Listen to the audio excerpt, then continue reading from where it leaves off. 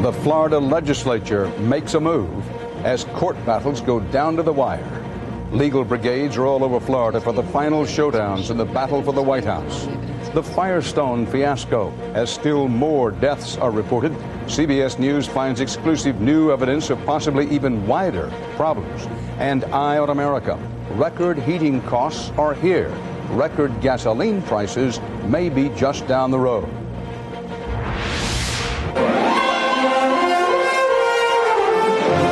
This is the CBS Evening News with Dan Rather reporting from CBS News election headquarters in New York. Good evening. If this extraordinary battle for the American presidency is finally moving toward a conclusion, it still may not be a swift one.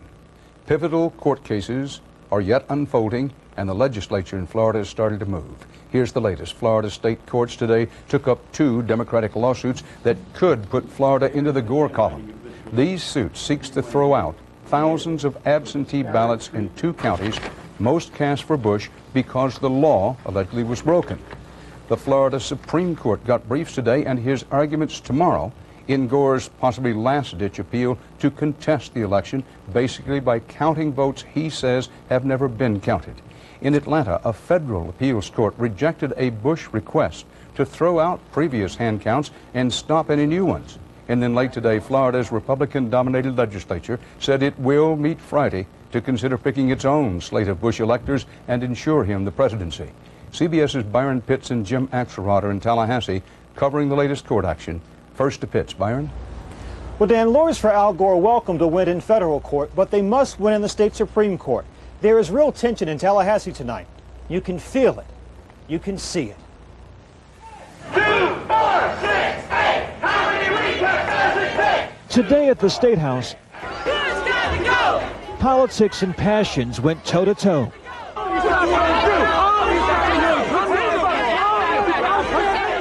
Police had to separate supporters for Al Gore and George W. Bush when dueling rallies mixed like oil and water. It was the blue-collar version of the blue suit battle. Attorneys for both sides will wage before the state Supreme Court tomorrow. In legal briefs filed today, Gore's attorneys argued Circuit Court Judge Insander Sauls got it wrong when he refused to order a recount of some 13,000 so-called undervotes in Miami-Dade and Palm Beach County. Judge Sauls' decision, they wrote, was a radical departure from Florida law. We certainly believe the Florida Supreme Court will agree with us that these ballots sitting here in Tallahassee ought to be counted. In their brief, Bush's lawyers countered the High Court should throw out Gore's appeal. The time for certifying returns passed 3 weeks ago. I don't think that you ever get to the point of second-guessing people by looking at ballots unless you show them that they did something wrong. CBS legal analyst Andrew Cohen says Gore's team has a tough challenge, one softened some by today's ruling by the 11th Circuit Court of Appeals in Atlanta that hand recounts are legal. There's a chance that the Florida Supreme Court could see this decision as giving them the green light to authorize additional hand recounts, and the Gore campaign needs those hand recounts if they're going to overtake George W. Bush. Tonight, Florida state legislature officially became involved, announcing there will be a special session to appoint Florida's 25 electors beginning Friday. Dan? Byron Pitts. Strictly speaking, Al Gore is not a party to 2 Democratic lawsuits that aim to throw out thousands of absentee ballots from Seminole and Martin counties. But if the suits succeed, they could tip Florida to Gore. CBS's Jim Axelrod is tracking this part of the story. Jim? Dan, those 2 suits underway tonight are unlike any of the others we've seen in the last month. It's not the facts that are in dispute as much as what to do about them. It'll be in the record one way or the other. Judge Terry Lewis is hearing the Martin County case. Okay, good morning, counsel. Judge Nikki Clark, Seminole County. Lewis and Clark leading an exploration of absentee ballot law that may be Al Gore's last best hope. Next ballot, George Bush. The absentee ballots of Seminole County dominated the day, a case where both sides agree Republican operatives were allowed to alter absentee ballot applications, supplying missing voter ID numbers on applications that otherwise would have been rejected. I don't think there's any question but that the law was violated in this case, and I don't believe that's in serious contention. For the 2 sides' part company is what remedy to impose. The Democrats see a conspiracy, saying the Republican election supervisor played favorites. She told me she called the Republican Party and let them know. They have too cozy a relationship, and that's the thing that is very troubling. Democrats want all 15,000 absentee ballots thrown out. They broke 2-1 for Bush, so that would swing the election to Gore. They want, in essence, to cast the baby out with the bathwater. They seek to disenfranchise the voter. If Judge Clark is reluctant to exclude all the votes, Democrats must give her a way to disqualify enough for Gore to win, which is where James DeLong came in. Simply cross-multiplying out. A statistician with a formula to throw out a fraction of the ballots based on voting patterns, but hundreds more Bush than Gore. Out of 2,126, Ultimately, Al Gore's survival may depend on a judge deciding to punish the voter, not the violator. A thin thread for the Gore campaign, says Democratic election expert John French. If this is his last best hope, I hope he likes living in Tennessee. We are midway through what could be a brutally long day here. Martin County has just barely started. But whenever the final opinions are rendered, the clerk might as well just walk them directly across the streets of the Florida State Supreme Court, because that's where both cases will almost certainly end up. Dan? Jim Axelrod. CBS News will bring you live coverage of the Florida Supreme Court hearing tomorrow on the Gore appeal. CBS will be on the air at 10 a.m. Eastern Time, 7 a.m. in the West. And as the Bush and Gore legal teams prepare to battle it out at least one more time, we go to CBS's Bill Whitaker and John Roberts covering the candidates themselves. First to Roberts. John? Dan, the vice president's advisors say Al Gore strongly believes that the world may be a very different place in 48 hours, that he believes that he stands a good chance to win at the Florida Supreme Court. Those advisors add, however, that he's not delusional in that thinking, that he has come to accept the idea that he could either lose or simply run out of time.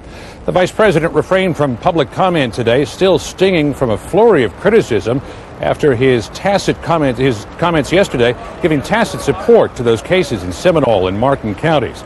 His advisors say if they could rescript those comments, they would, but felt that Gore needed to get on the record in those cases in the event that they do shape the outcome of the election. And late today, an indication that even those lawsuits might not end this. Sources telling CBS News that if the Florida legislature moves to appoint its own slate of electors, Gore may be back in court to challenge that. Dan? John Roberts. Now to correspondent Bill Whitaker in Austin. Bill? He may tell his staff to call him governor, but George W. Bush is acting like the president-elect. Today, at a Christmas postcard photo op with Condoleezza Rice, his sure-to-be national security advisor, he announced he's in the process of picking his White House staff. I've spoken fairly directly to people about possible service in the White House, and there will be an appropriate moment to name those people. And Condi Rice is on the list. Both got a taste of the White House today. The daily intelligence briefing by the CIA, the same one top members of the Clinton administration receive. With legal barriers falling, so are concerns that pushing on with transition seems presumptuous. Now, with high-profile pilgrimages to his Texas ranch and visits to Capitol Hill, the Bush team is sending one clear message. They're prepared to take over. Still, they are concerned about the remaining legal hurdles. Publicly, George W. Bush says he's confident he's going to win. Privately, his staffers say they think Al Gore is living in a state of denial. Dan? Bill Whitaker.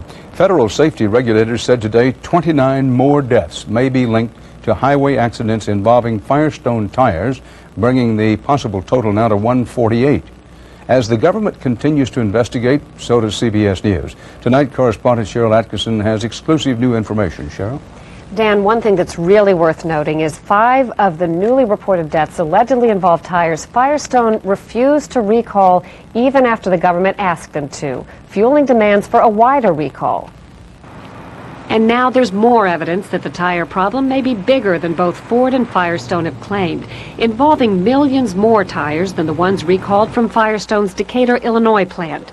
That's according to a deposition in an upcoming trial against Ford and Firestone. I was division vice president of corporate quality assurance. Former Firestone executive Robert Martin raised the possibility that Decatur may not be the sole source of the tire problem after all.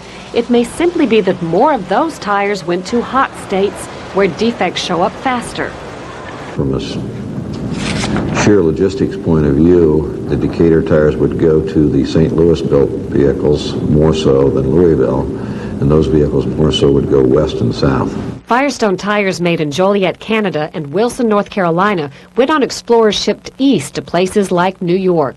Decatur tires are the ones that went to the southeast and southwest, to states like Florida, Arizona, and California, where heat can exacerbate defects and where most of the fatalities have been reported. Critics say the new testimony blows a hole in Ford and Firestone's theory that their problem begins and ends in Decatur. They say the distribution pattern only made it seem that way. They want all Firestone Wilderness tires recalled. Martin is also the first Firestone executive to dispute Ford and Firestone's claims that they only recently found out about the whole problem. Firestone lawyers, apparently concerned that so many tread separations were happening on Explorers, notified him 2 years ago. Because these tires were on other cars too? Absolutely. And you didn't have a bunch of other vehicles flipping upside down, did you? Not that I'm aware of. Ford wouldn't comment on Martin's testimony. Firestone today said their former executive's remarks are theories, not conclusions, and that they're leaving no stone unturned to find the root of the problem. Dan? Cheryl Atkinson. Up next on the CBS Evening News, the rising cost of feeding the furnace and the car. And later, for the first time in 40 years, Russia convicts an American as a spy. Do you have the samples I sent you? Right. Yeah. Okay. Yeah, good. Okay. Look at the third design in the proposal. You see, Scott and I, we examine every angle. We search out every possibility. That's how we can assure you that when your product hits the street, it will not only be thought of as unique. Fine writing instruments. Just one of hundreds of business gift ideas in Office Depot's Holiday Gift Guide. Pick one up at the Office Depot Superstore near you. Fine. Taking care of business for the holidays. For itchy patches of dry winter skin, moisturizers can't always cut it. Try Cortisone 10 Plus.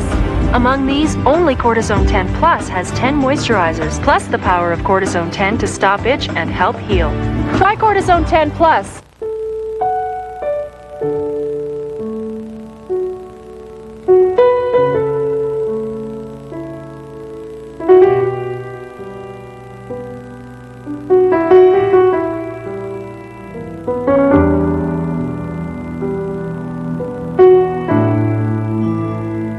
There's a new prescription treatment called Remicade that could change your life by giving you lasting relief from the pain and stiffness of rheumatoid arthritis. Your doctor may add Remicade if you are on methotrexate already and not responding well. You take 1 dose of Remicade every 8 weeks after the first 3 doses. Of course, Remicade is not for everyone. Serious infections requiring hospitalization have been reported. If you are prone to or have a history of infections, currently have one, or develop one while taking Remicade, tell your doctor right away. There's a risk of serious infusion reactions with hives, difficulty breathing, and low blood pressure. Ask your rheumatologist about Remicade, or call today. I prefer using natural ingredients. That's why I take Beano. Beano helps prevent gas from problem foods with a natural food enzyme. It's not a drug. So if you prefer a more natural approach, prevent gas with Beano. Need extra cash for the holidays? Don't charge it on your credit cards. Get a second mortgage with no closing costs from Ditech.com. With a second mortgage, you can consolidate all your existing high-interest debts, get the cash you need for the holidays, and end up with one lower monthly payment. A second mortgage with no closing cost is smart money from Ditech.com. Log on now for fast online approval or call us at 1-800-71-FIXED. On the CBS Market Watch, the big stock market rally yesterday turned out to be a one-day wonder. A warning from Bank America today that its earnings will be poor helped send the market sharply lower. The Dow closed down 234 points. The Nasdaq lost 93. The Federal Reserve's latest checkup on the U.S. economy finds it was cooling some the past 2 months, and while consumer prices overall were steady, the cost of energy was rising. The U.S. Energy Department said today you can expect the cost to keep rising for the energy that heats your home this winter. Natural gas hit a new high today. And by summer, today's gasoline prices may seem like a bargain. As CBS's Cynthia Bowers reports in tonight's Eye on America. The first cold snap of the season is here, and the big chill has homeowners shivering in fear, anticipating their next heating bill. Natural gas is selling at record highs, more than triple last year's price. The government says the average household will spend 60% more to keep warm. It's no better for people who heat their homes with oil, where the average bill will top $1,000 for the first time ever. And don't expect a thaw next spring. You have to budget for higher fuel prices now. Cheap gasoline is a thing of the past. Oil analyst Ben Brockwell sees another summer gas squeeze on the horizon, like the one that hit Chicago last year, where gas prices soared to all-time highs. Only this time, he says it won't be isolated to the Midwest. I think in 2001, you're going to see the Chicago experience expand to places like Boston, New York, Atlanta, Houston, Dallas, Denver, Los Angeles, and San Francisco. One problem, clean air regulations. Different seasons now require different kinds of gasoline, which means as temperatures rise, refiners will have a tough time making enough gas to fuel next summer's high demand. And even though oil prices fell below $28 a barrel today for the first time in 4 months, uncertainty about supplies and tension in the Middle East could also contribute to continued high prices at the pumps. The jump in energy prices could spill over into general inflation and inflationary expectations, as was so evident in the 1970s. While Greenspan doesn't predict a crisis on that level, high energy costs could lead to an economic slowdown. It's not the straw that's going to break the camel's back, but it could make our lives a lot less comfortable than they are today. And with the start of winter still 2 weeks away, that's not exactly a forecast that will take the chill off. In Chicago, I'm Cynthia Bowers for Eye on America. We have an update for you now on a story the CBS Evening News first reported last May about Cold War biological warfare tests that may have harmed the health of U.S. military personnel used as unwitting guinea pigs. Correspondent Vince Gonzalez, who broke the story, has now learned that Veterans Administration hospitals were told this week to conduct medical examinations on veterans who believe they were subjected to bio-war testing in the mid-60s. Next on the CBS Evening News, an American convicted of spying in Russia gets 20 years. I am innocent. If you have high blood pressure, you know all these cold medicines warn you not to take them. So take their advice. Don't take them. Take decongestant-free Coricidin HBP. Powerful relief that won't raise your blood pressure. I'm dreaming of a white Christmas. Some things never change. Just like the one. Like the songs that make the holidays so special. Oh, there's no place like home for the holidays. The Time Life Treasury of Christmas, a tradition in millions of homes across America. Have a holly jolly Christmas. Only Treasury of Christmas brings you all these timeless classics. Rudolph the red-nosed reindeer had a very shiny nose. Chestnuts roasting on an open fire. The Time Life Treasury of Christmas, America's best-loved Christmas collection on 2 CDs or 2 cassettes. Rocking around the Christmas tree at the Christmas You'll get 50 holiday favorites. Jingle bell, jingle More than 2 full hours of holiday fun. Here comes Santa Claus, here comes Santa Claus, riding down Santa Claus Lane. Silent night. Each song brings the wonder of Christmas into your home. Hark the herald angels sing. Have yourself a merry little Christmas. Let your heart. So call now and enjoy the Treasury of Christmas for years to come.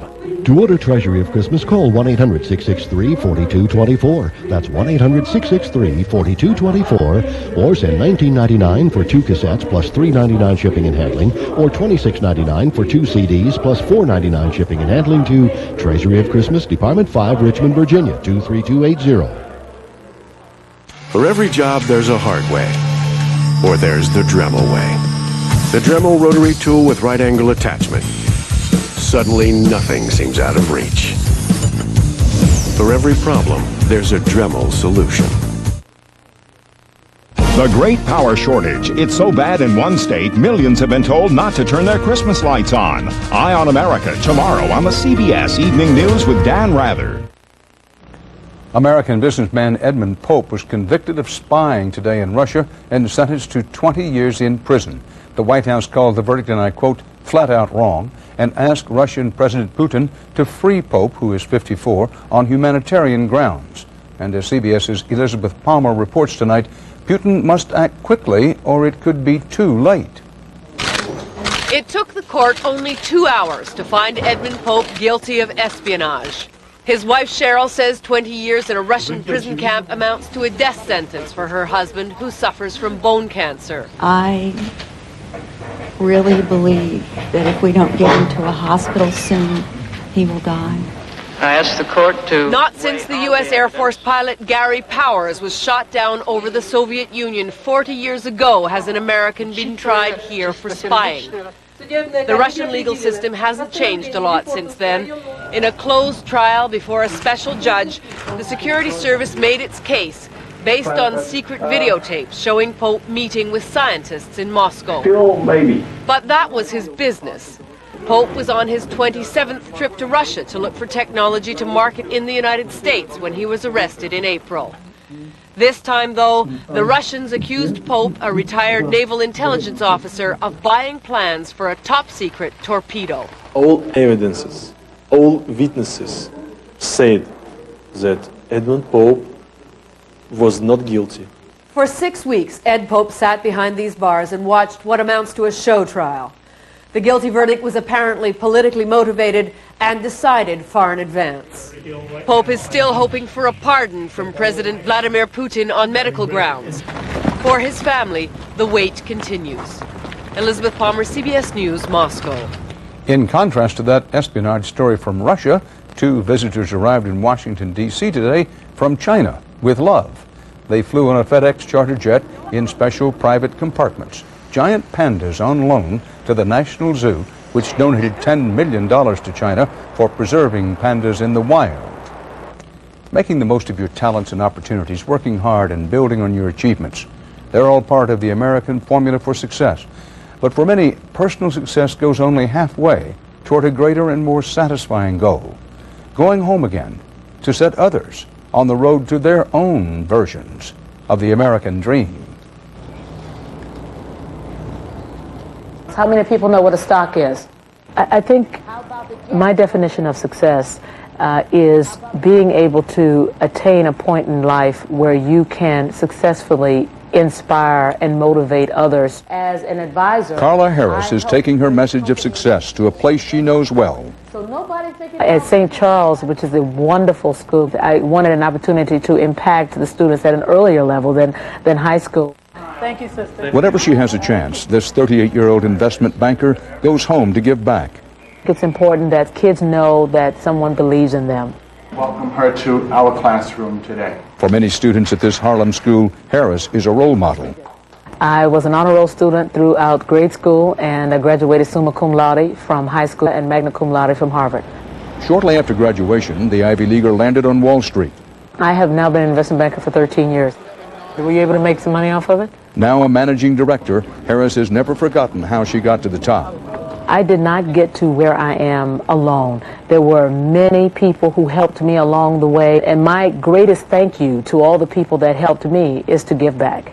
So the savvy businesswoman decided to use her greatest asset to get the best return. I love singing, and I said, okay, I must have something here, and wouldn't it be a wonderful idea to be able to use this side of what God gave me to help other people? This fall, Harris released a CD of Christmas carols. All profits will go towards scholarships at her high school and to St. Charles School. I'm telling you why Santa Claus is coming to town. I wanted to be a part of making that opportunity available to some other young Carla Harris who was on the way. Harris knows that investing in the future will result in American dreams. So let's talk a little bit about what you guys were thinking. You're in 8th grade now. What kind of career thoughts are on your mind? Yes, sir. Working with computers. Working with computers. Okay. For all that she's done, Carla Harris has not stopped dreaming. Her next goal is to raise $250,000 for each school. The American Dream. Brought to you by Fidelity. All the expertise, service, and technology to help you see yourself succeeding. It's a big leap to take, to make the decision to retire. And then it happens. It's frightening at first, because what am I going to do? Where do you want to go? I would like to go to California. You know me, I'm always pushing to go to another culture. Oh, we opened an account with Fidelity, what, 30 years ago? Like China. And we just kept adding on to it, adding on to it. And adding to it, and adding to it. Oh, come on. Fidelity was always there for us. There's a gentleman there, Roger Hobby, who helped us along the way, and he's still there. Yeah, he was there when we rolled over our pension into an IRA and started trading stocks. He's a real investor. Sure. Don't overcook them, hon. The same folks are helping us draw down income for retirement now. It was a lot more fun taking it out than putting it in. That's true. But we're very, very happy with where we are. We're very fortunate, I think. To invest, call, click, or visit Fidelity.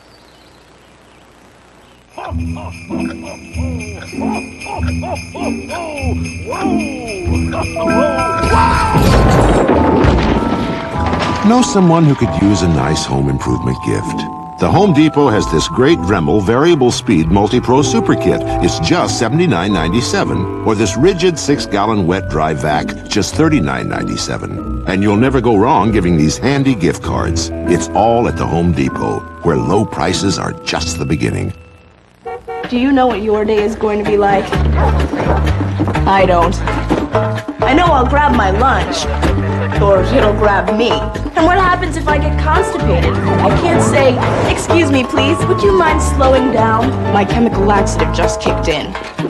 So I rely on Metamucil. It's 100% natural fiber and treats my body gently. Unlike my job. Metamucil. For irregularity, it's the doctor's natural choice. It's important to take care of yourself. It's also important to talk to your doctor. Ask your doctor about Prempro. I'm glad I did. Curel delivers more moisture than Eucerin and Lubriderm. Dermatologists recommend it. Curel heals dry skin better. Women who try it agree. You can see the cure in Curel. There's a lot of construction going on in Nashville, and now there's some evidence some of the construction sites are potentially dangerous. We'll have the story at 6. There are important, perhaps decisive hours just ahead in the battle for the White House. The Florida Supreme Court hears arguments tomorrow morning in Vice President Gore's possibly last-ditch appeal contesting the election. CBS News Live coverage begins at 10 a.m. Eastern Time. Also pending, Democratic lawsuits alleging illegalities that should disallow thousands of absentee ballots in 2 counties that went mostly for Bush. Florida's Republican-controlled legislature meets Friday to consider appointing its own slate of Bush electors to ensure him the presidency. Gore advisors say they're prepared to fight that in court. All part of our world tonight. For the CBS Evening News, Dan Rather reporting. Good night. For news 24 hours a day, CBS.com on the internet and on our interactive partner, America Online, at keyword CBS News.